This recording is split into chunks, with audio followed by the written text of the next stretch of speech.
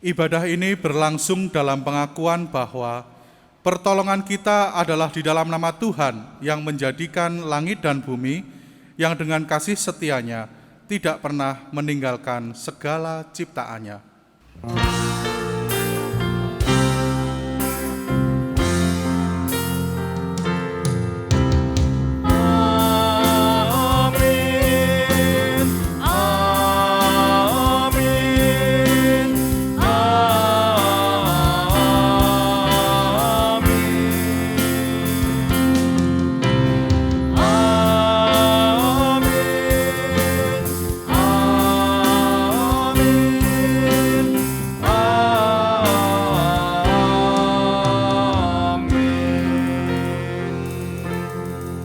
Tuhan beserta saudara. Dan beserta saudara juga. Selamat pagi Bapak Ibu dan saudara sekalian yang terkasih dalam Tuhan. Tema ibadah kita kali ini adalah terus-menerus diperbaharui. Bapak Ibu, jika kita memperhatikan kehidupan kita, setiap hari kita mengalami pembaharuan. Entah itu tenaga, pikiran, cara menghadapi permasalahan, dan banyak lagi yang selalu diperbaharui. Pembaharuan ini terkadang merupakan hal yang menyenangkan buat kita. Tetapi kadang-kadang ada proses pembaharuan yang tidak menyenangkan. Karena ketika kita diperbaharui, kadang ada yang perlu diubah dalam kebiasaan kita setiap hari. Sebagai manusia, berubah itu bukan hal yang mudah. Dan zona aman terlalu sayang untuk ditinggalkan. Kadang diperbaharui ke arah yang lebih baik, kita berpikir, udahlah gini aja, gak usah diperbaharui, gak usah dirubah, ini saja sudah cukup. Padahal kita mengerti, kita mendapatkan pembaharuan ke arah yang lebih baik. Terkadang kita sudah merasa cukup puas dengan kehidupan kita saat ini. Sehingga terkadang kita menjadi pribadi yang egois. Dalam kesempatan kali ini, marilah kita menundukkan kepala kita dalam doa pengakuan dosa. Tuhan yang baik, terima kasih atas berkat-Mu yang tiada pernah berkesudahan dalam kehidupan kami. Terima kasih untuk segala hal yang boleh kami alami di hari ini. Kami bisa belajar banyak dari hal-hal yang Tuhan berikan kepada kami. Kami belajar dari pengalaman kehidupan yang datang pada kami, sehingga pengetahuan kami setiap hari boleh ditambahkan. Namun Tuhan, di tengah kami belajar, di tengah proses kami memaknai kehidupan ini, kami seringkali terjebak pada zona aman, zona nyaman, sehingga membuat kami enggan untuk mengubah sikap kehidupan kami. Kami tahu, terkadang yang kami lakukan keliru, tetapi kami terlalu malas untuk merubah diri kami. Kami seringkali menjadi manusia-manusia yang egois. Ampunilah kami ya Tuhan. Bantulah kami untuk menjadi pribadi-pribadi yang mau selalu diproses untuk menjadi lebih baik. Dalam nama Tuhan Yesus Kristus kami landaskan doa ini. Amin. Bapak, Ibu, dan saudara sekalian yang terkasih dalam Tuhan, saya undang untuk bangkit berdiri. Kita akan menerima berita anugerah dari Tuhan yang terambil dari Yehezkiel 36 ayat 26 sampai dengan 27. Kamu akan kuberikan hati yang baru dan roh yang baru di dalam batinmu, dan aku akan menjauhkan dari tubuhmu hati yang keras dan kuberikan kepadamu hati yang taat. Rohku akan kuberikan diam di dalam hatimu, dan aku akan membuat kamu hidup menurut segala ketetapanku dan tetap berpegang pada peraturan-peraturanku dan melakukannya. Demikianlah berita anugerah dari Tuhan. Syukur kepada Allah.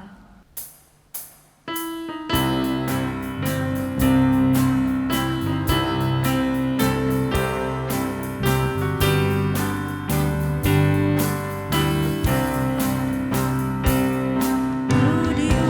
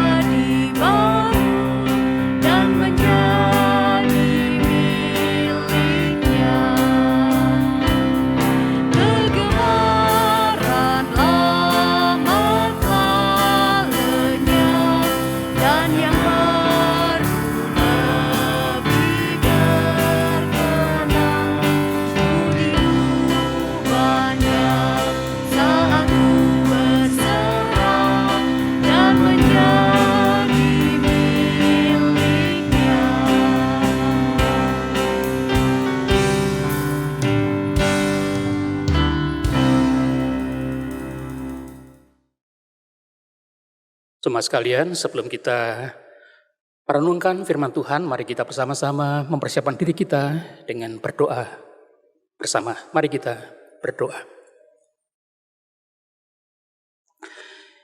Ya Tuhan, kami bersyukur untuk pimpinan Tuhan dalam kehidupan kami, khususnya sepanjang tahun 2020 yang telah berlalu. Dan kini kami boleh memasuki tahun yang baru, tahun 2021. Sama seperti Tuhan telah memimpin kami sepanjang tahun yang telah lewat, kami percaya Tuhan juga akan memimpin kami, menopang kami dalam kehidupan sepanjang tahun yang baru ini. Sebentar lagi kami mau mendengarkan pemberitaan firman Tuhan. Berbicaralah kepada kami ya Bapa, supaya kami bisa mengerti maksud dan kehendak-Mu, dan boleh kami lakukan dalam kehidupan kami sehari-hari. Bersabdalah kepada kami mau mendengarkannya. Kami alaskan doa kami di dalam nama Tuhan kami, Yesus Kristus. Amin. Jemaat yang dikasihi Tuhan, firman Tuhan hari ini yang mau kita bersama-sama dengarkan dan renungkan adalah diambil dari Injil Markus pasal yang pertama, Markus pasal 1 ayat yang keempat sampai dengan yang ke-11. Injil Markus pasal yang pertama, ayat yang keempat sampai dengan yang ke-11 akan saya bacakan, dan mari kita dengarkan sabda Tuhan ini. Demikianlah Yohanes Pembaptis tampil di padang gurun dan menyerukan, "Bertobatlah dan berilah dirimu dibaptis, dan Allah akan mengampuni dosamu." Lalu datanglah kepadanya orang-orang dari seluruh daerah Yudea dan semua penduduk Yerusalem, dan sambil mengaku dosanya, mereka dibaptis di sungai Yordan. Yohanes memakai jubah bulu unta dan ikat pinggang kulit, dan makanannya belalang dan madu hutan. Inilah yang diberitakannya, "Sesudah aku akan datang Ia yang lebih berkuasa daripadaku. Membungkuk dan membuka tali kasutnya pun aku tidak layak. Aku membaptis kamu dengan air, tetapi Ia akan membaptis kamu dengan Roh Kudus." Pada waktu itu datanglah Yesus dari Nazaret di tanah Galilea, dan Ia dibaptis di sungai Yordan oleh Yohanes. Pada saat Ia keluar dari air, Ia melihat langit terkoyak, dan roh seperti burung merpati turun ke atasnya. Lalu terdengarlah suara dari surga, "Engkaulah anak yang kukasihi, kepadamulah aku berkenan." Jemaat yang dikasihi Tuhan, firman Tuhan hari ini berbicara tentang baptisan, baik yang dilakukan oleh Yohanes Pembaptis, tetapi yang juga dialami oleh Tuhan Yesus yang juga dibaptis oleh Yohanes Pembaptis. Nah, siapakah Yohanes Pembaptis ini? Kita telah mengenalnya, ia adalah orang yang diutus Allah untuk mempersiapkan kedatangan Tuhan Yesus Kristus. Yohanes tampil di padang gurun dan dia memberitakan pertobatan agar supaya orang itu mengaku dosanya dan kemudian dibaptiskan untuk pengampunan dosa mereka. Yohanes berkhotbah dengan sangat berani, dengan sangat tegas, dan banyak orang yang datang kepadanya lalu dibaptis olehnya. Siapa saja mereka yang datang itu? Kalau kita membaca Injil Lukas pasal yang ketiga, di sana dijelaskan dengan lebih detail, lebih terinci siapa saja orang-orang yang datang untuk dibaptis. Ada orang banyak, orang Yahudi pada umumnya, masyarakat, penduduk. Dan mereka dinasihati supaya mereka itu menjadi orang yang bermurah hati.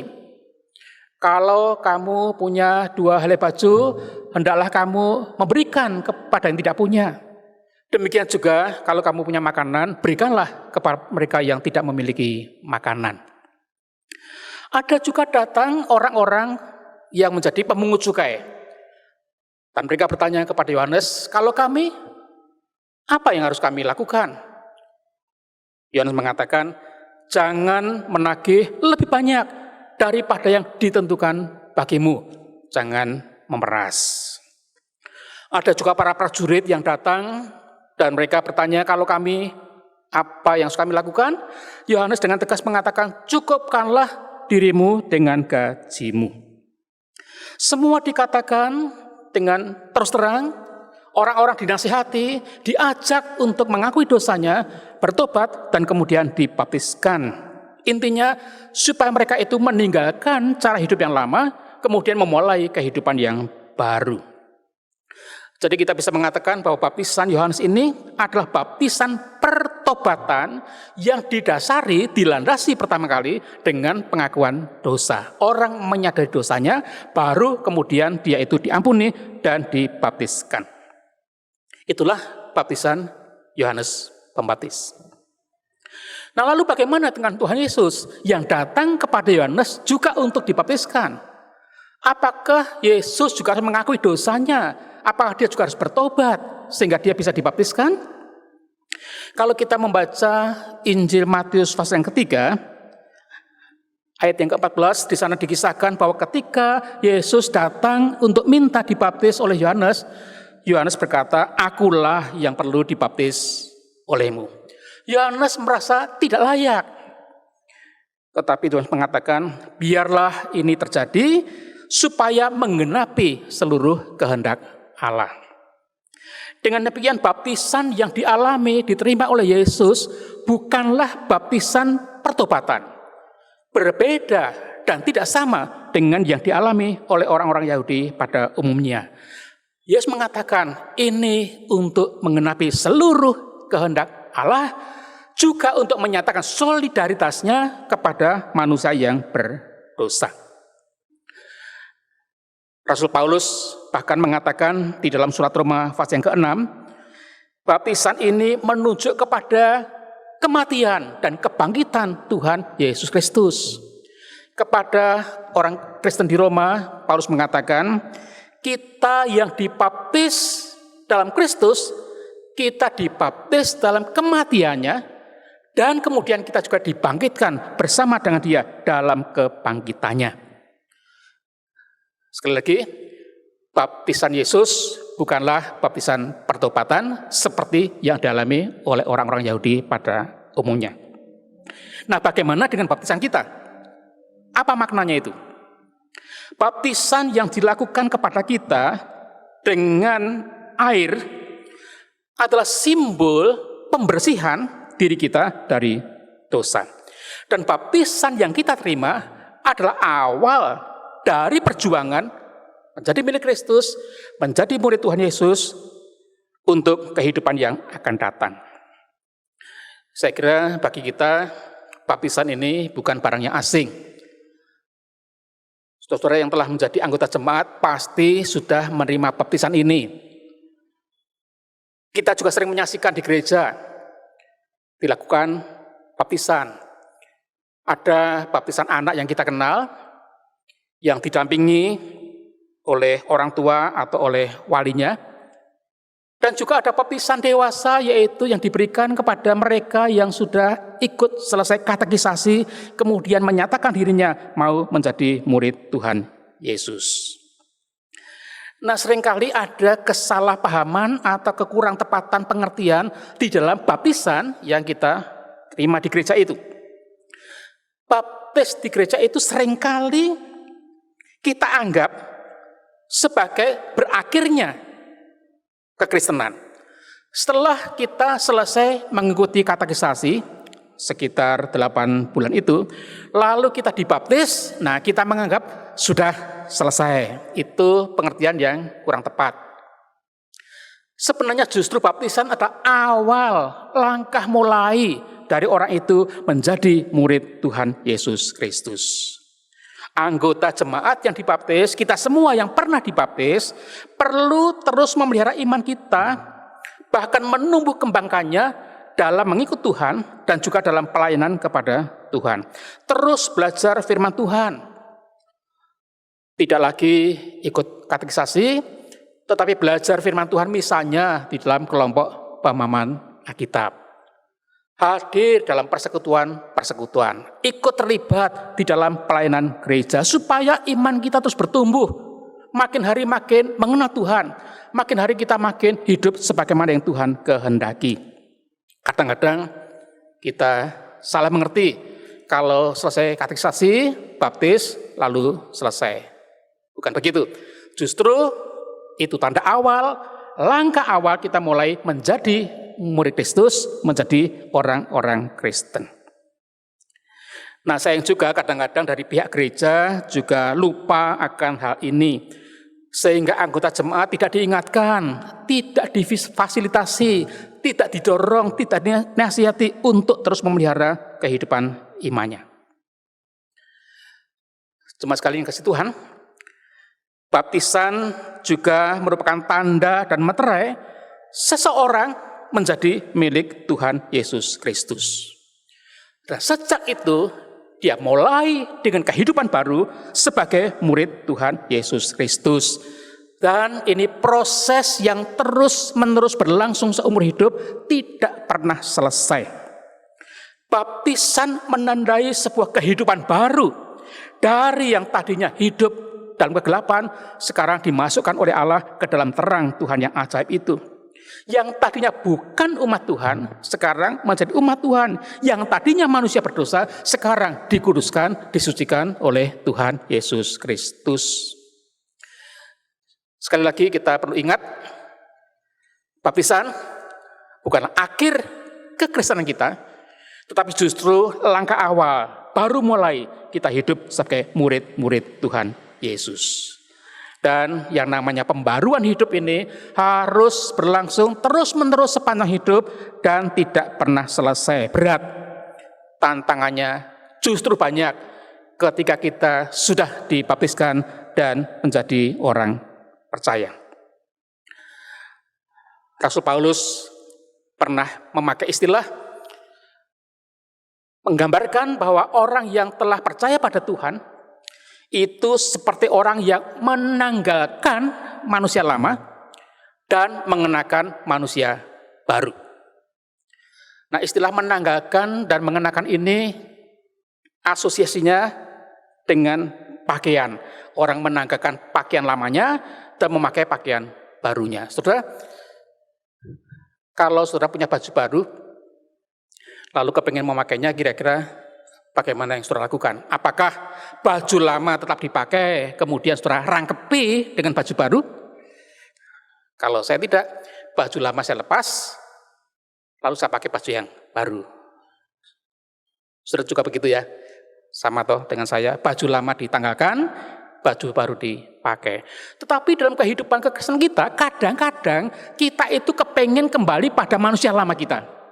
Kadang-kadang kita lupa bahwa kita sudah percaya kepada Yesus, sudah menjadi pengikut Tuhan Yesus. Kembali pada sifat-sifat kebiasaan yang lama. Tiap hari itu kita dihadapkan pada dua pilihan untuk hidup kudus sesuai dengan kehendak Tuhan atau hidup dalam kecemaran, dalam dosa, kotor. Ada seorang filsuf yang mengatakan bahwa dalam diri kita itu, dalam diri setiap orang, itu seperti ada dua anjing di dalam dirinya. Ada anjing hitam dan anjing yang putih. Anjing hitam itu melambangkan kegelapan, perbuatan-perbuatan yang jahat, yang tidak baik. Dan anjing putih menggambarkan perbuatan yang baik. Nah, dua anjing ini ada dalam diri setiap orang. Dan tiap hari dua anjing ini terus berkelahi. Pertanyaannya, anjing mana yang menang? Yang hitam atau yang putih? Jawabnya, anjing yang kita beri makan lebih banyak. Anjing yang kita beri perhatian lebih banyak. Dia akan bertumbuh menjadi kuat dan akan memenangkan pertarungan itu. Dan ini pergumulan berlangsung seumur hidup. Setiap hari kita dihadapkan pada pilihan-pilihan yang seperti itu. Dan kita seperti tema kita harus terus-menerus diperbarui sehingga makin lama kita makin menjadi seperti Kristus, makin hidup sebagaimana yang Tuhan kehendaki. Dalam hal apa kita ini perlu diperbarui? Dalam semua aspek kehidupan kita, semua perlu diperbarui. dalam pikiran kita, dalam niatan hati kita, kata-kata kita, sifat-sifat kita, kepribadian kita, kebiasaan-kebiasaan kita, semua harus diperbaiki. Itu namanya pertobatan, metanoia, pikiran yang diperbarui. Dan ini harus terus-menerus kita perjuangkan. Tidak hanya satu kali ketika kita dibaptis, tapi seumur hidup dalam kehidupan kita. Pikiran diperbarui. Dari apa? Ya misalnya dari kalau kita ini menjadi orang yang seringkali berpikir negatif tentang orang lain. Mudah curiga dan prasangka buruk pada orang lain. Mendengar kabar yang belum tentu benar kita percaya. Nah, kita perlu diperbarui. Tidak lagi berpikir negatif, tidak lagi menaruh prasangka dan curiga yang negatif terhadap orang lain. Demikian juga tidak lagi pikiran-pikiran yang kotor, pikiran-pikiran yang jahat, niat-niat hati yang tidak baik. Kita perlu diperbaharui itu terus-menerus sepanjang kehidupan kita.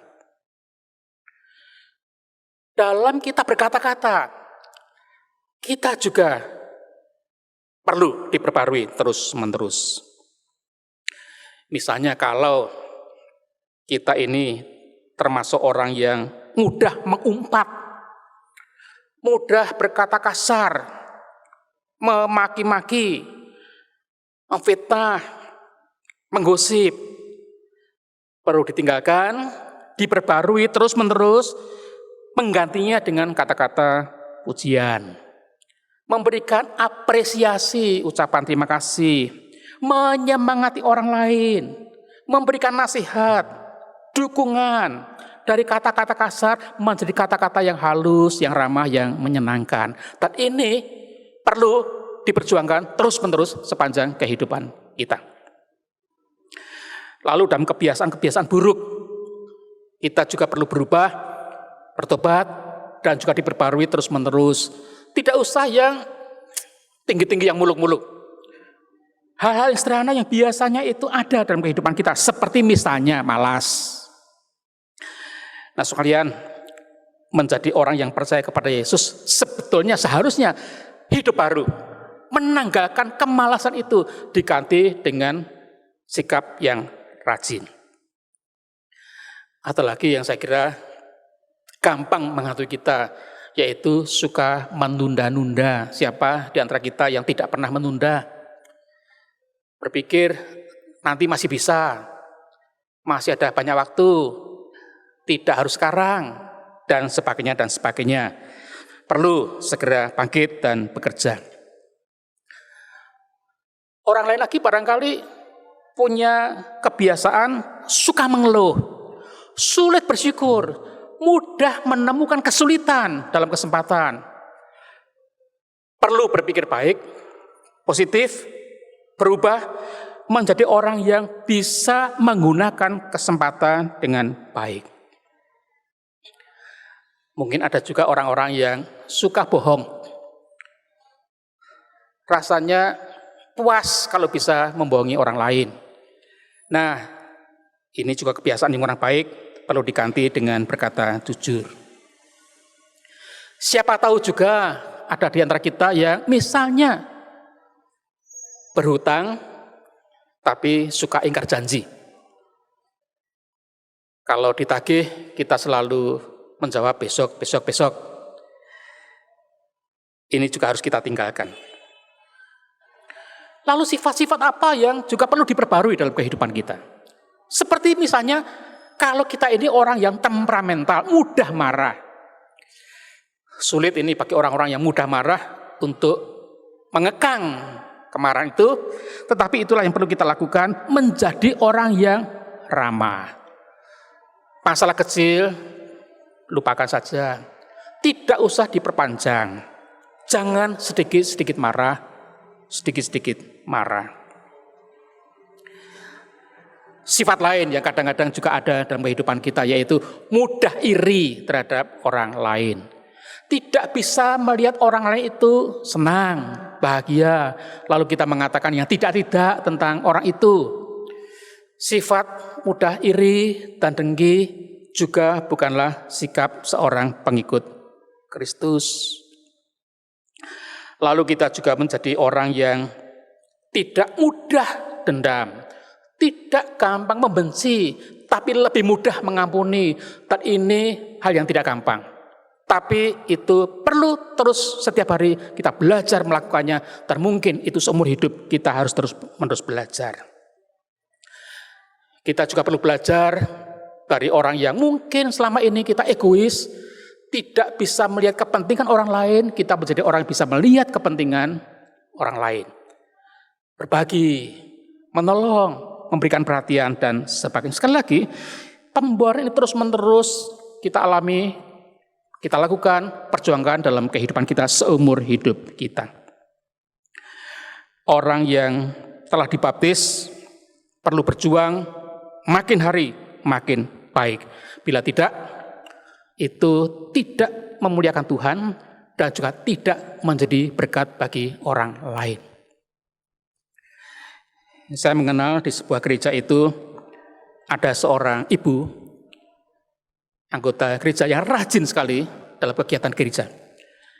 Dia ikut kebaktian, dia mengisi sekolah minggu, dia rutin ikut pemahaman Alkitab, dia ikut paduan suara, waktunya banyak untuk pelayan di gereja. Suaminya sekali-sekali, belum orang Kristen, sekali-sekali ikut si tante ini ke gereja. Nah, sekali waktu saya datang ke rumahnya, dan saya tawarkan kepada bapak ini, Om tidak kepingin dibaptis, ikut katekisasi, kemudian dibaptis. Dan apa jawabnya? Dia berkata, buat apa? Ya, menjadi orang Kristen, tanda menjadi pengkristus resmi sebagai anggota jemaat. Dan dia berkata, percuma, tidak ada gunanya. Loh, kenapa begitu, Om? Itu istri saya itu rajinnya seperti apa? Ke gereja tidak pernah kosong, ikut PA, KOR, ngajar sekolah minggu, aktifnya luar biasa. Tapi kalau di rumah sukanya ngomel, sukanya apa? Buat apa? Nah, kehidupan seperti itu pasti tidak menjadi kesaksian yang baik dan tidak menjadi berkat bagi orang lain. Tema hari ini sangat penting untuk kita renungkan. Terus-menerus diperbarui. Kita perlu terus berjuang setiap hari makin baik. Jangan malah makin hari makin melemah iman kita. Bukankah tidak sedikit orang yang awalnya itu begitu bersemangat, begitu rajin, tapi lama-kelamaan bahkan sampai pada akhir hidupnya dia malah meninggalkan Tuhan, kehilangan imannya. Ada orang-orang yang memulai dengan begitu baik, tetapi mengakhirinya dengan tidak baik, dengan buruk. Jangan sampai itu terjadi. Kita yang mungkin pernah mengawali hidup kita dengan tidak baik, terus berjuang, berakhir dengan baik. Dan kalau kita sudah mengawali dengan baik, kita pertahankan terus, dan kita bisa menyelesaikan kehidupan kita juga dengan baik. Oleh karena itu, marilah mumpung ini juga masih tahun baru, kita kuatkan tekad kita himpun semangat kita untuk terus menjalani kehidupan sebagai orang yang mengikut Kristus, dan biarlah kehidupan kita makin memperkenankan Tuhan. Kiranya Tuhan menolong kita. Amin.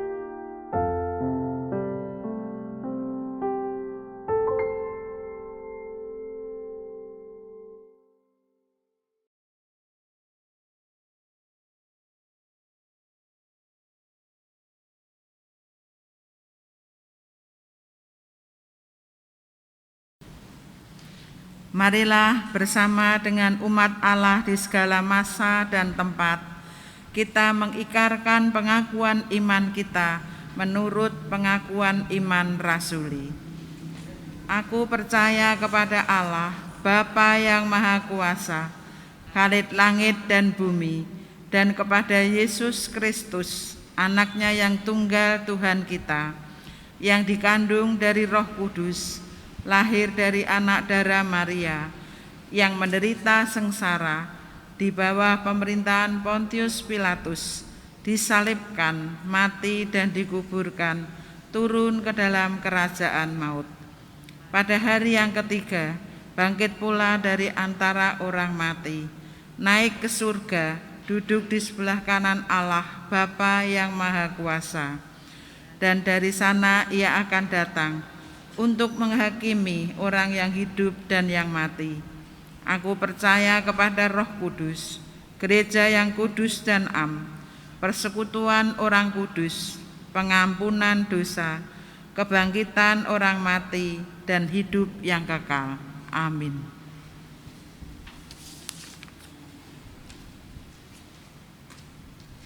Bapak, Ibu, dan saudara sekalian yang terkasih dalam Tuhan, mari kita menundukkan kepala, kita menyatukan hati kita di dalam doa syafaat. Mari kita berdoa. Tuhan yang baik, kami ingin menaikkan doa-doa syafaat kami. Kami ingin mendoakan bangsa dan negara kami, di mana ada begitu banyak persoalan bangsa yang terkait dengan keragaman, politik, hukum, ekonomi, dan kesehatan. Kiranya pemerintah Indonesia dapat memberikan keputusan-keputusan yang terbaik untuk menyelesaikan setiap permasalahan masyarakat Indonesia dan segala permasalahan yang timbul di tengah kehidupan bersama. Kami saat ini juga berharap pemerintah, para pejabat dari tempat yang tinggi hingga tempat yang kecil, kami berharap mereka selalu diberikan kesehatan, hikmat, dan kebijaksanaan supaya dapat menjalankan kewajibannya dengan baik. Kami juga berdoa untuk vaksin COVID-19 yang sudah ada di Indonesia dan yang akan didistribusikan. Biarlah pemberian vaksin ini dapat menjadi sarana yang baik untuk memerangi pandemi COVID-19. Berkatilah juga tenaga medis yang masih terus berjuang bersama dengan rakyat Indonesia di masa-masa pandemi ini. Biarlah mereka semakin bersemangat, biarlah mereka terus kuat dalam menjalankan tugas dan kewajibannya. Kami saat ini juga mau berdoa untuk saudara-saudara kami atau sahabat-sahabat kami yang sedang sakit karena COVID.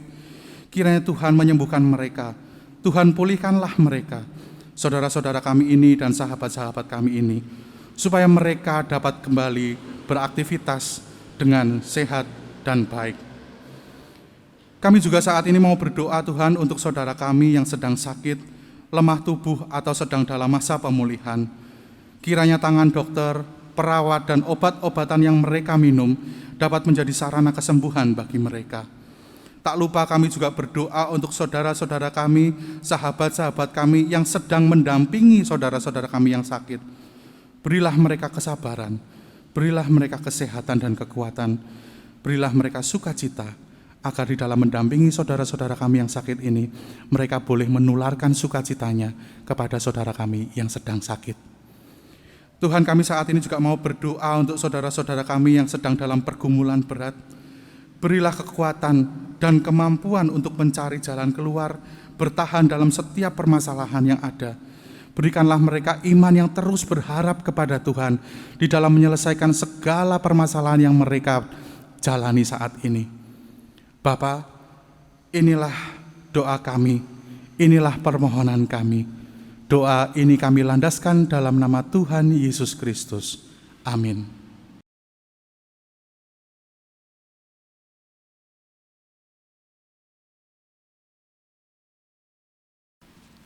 Saat ini kita mendapat kesempatan untuk membawa persembahan kepada Tuhan. Dasar pemberian persembahan kita terambil dari Amsal pasal 3 ayat 9 sampai 10. Muliakanlah Tuhan dengan hartamu dan dengan hasil pertama dari segala penghasilanmu, maka lumbung-lumbungmu akan diisi penuh sampai melimpah-limpah, dan bejana pemerahan-Mu akan meluap dengan air buah anggurnya.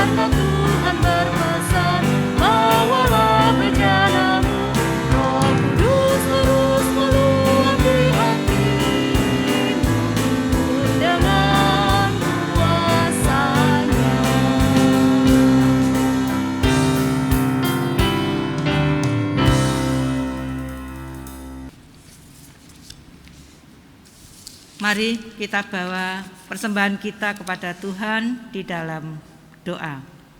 Mari kita berdoa. Bapa kami yang bertahta dalam surga, pada saat ini kami datang kepada Tuhan dengan penuh ucapan syukur dan terima kasih untuk kasih setia Tuhan yang tidak pernah berubah dan selalu memberi kami kekuatan, penyertaan dari hari lepas hari. Berkat-Mu kami rasakan ya Tuhan, selalu tercukupkan kehidupan kami. Dan jikalau saat ini kami membawa sebagian dari berkat itu, kiranya Bapa berkenan menerimanya. Biarlah itu semua hanya untuk kemuliaan Tuhan, dan kami boleh membagikannya kepada sesama kami. Terima kasih ya Tuhan, kami bersyukur di dalam nama Tuhan Yesus Kristus. Amin.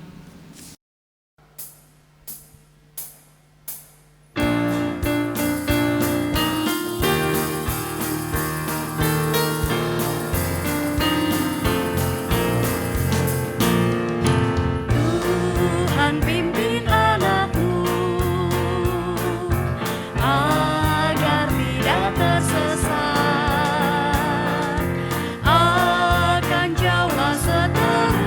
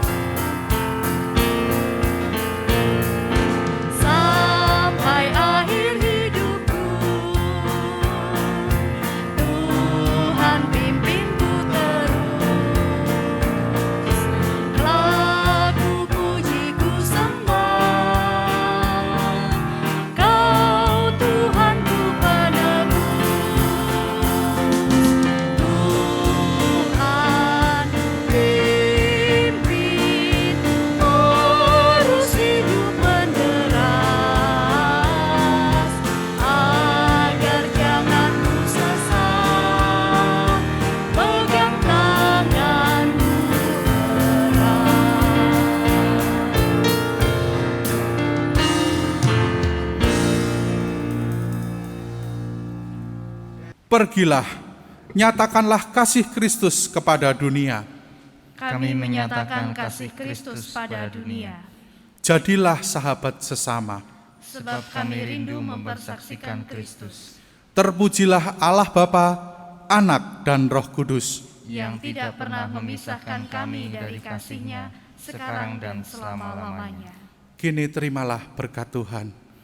Tuhan memberkati engkau dan melindungi engkau. Tuhan menyinari engkau dengan wajah-Nya dan memberi engkau kasih karunia. Tuhan menghadapkan wajah-Nya kepadamu dan memberi engkau damai sejahtera. Amin.